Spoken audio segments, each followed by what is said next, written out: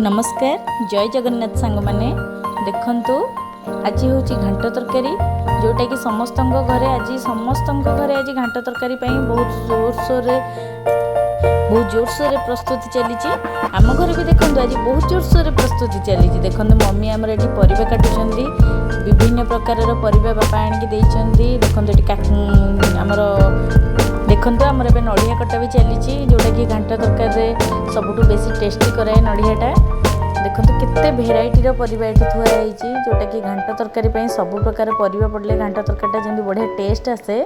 से मम्मी सबको ये गोटे थाली रे नहीं सजेकी रखुंट देखो विभिन्न प्रकार पनीपरिया ये अच्छी देखिले सांग मैंने केते प्रकार परिवा आम केते सुंदर भाव में मम्मी ये गाजर टी काटी चलती नड़िया भी बहुत सारा नड़िया भी आम बागे सारूँ ये देखो आमर मसला रेडी हो गला नड़िया कटा बादाम मंजी अदा रसुण पेस्ट विभिन्न प्रकार परिवा देखिपे आमर आज घांट तरकारी सब प्रकार जिनस ये आवेलेबल अच्छी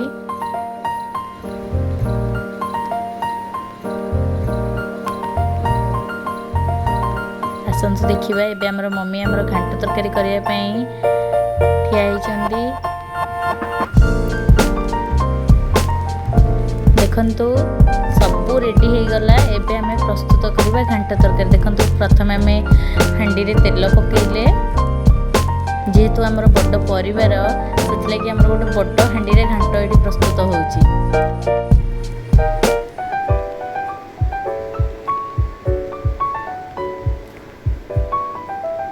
देखंतु एटी विभिन्न प्रकार गोटा मसला प्रथम पड़िला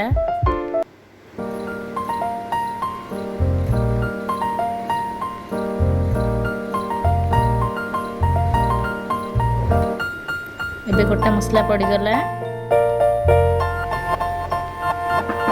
तापर स्वाद आमर हेंगु पड़ला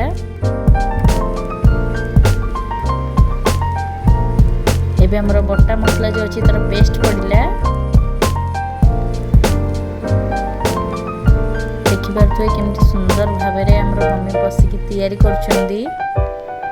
हळदी गुंड पड़ला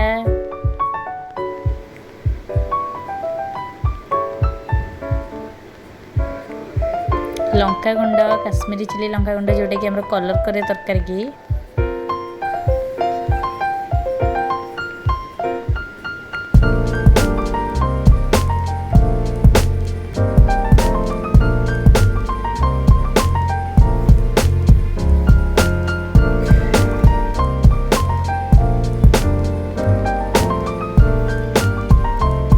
देखिले ये हमर मसला कषा रेडी हो गला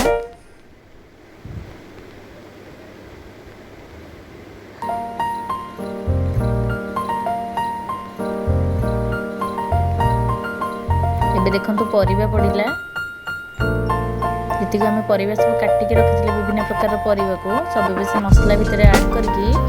मिक्स कर देखिए अभी सब प्रकार परिवा पड़ी मिक्स हो गला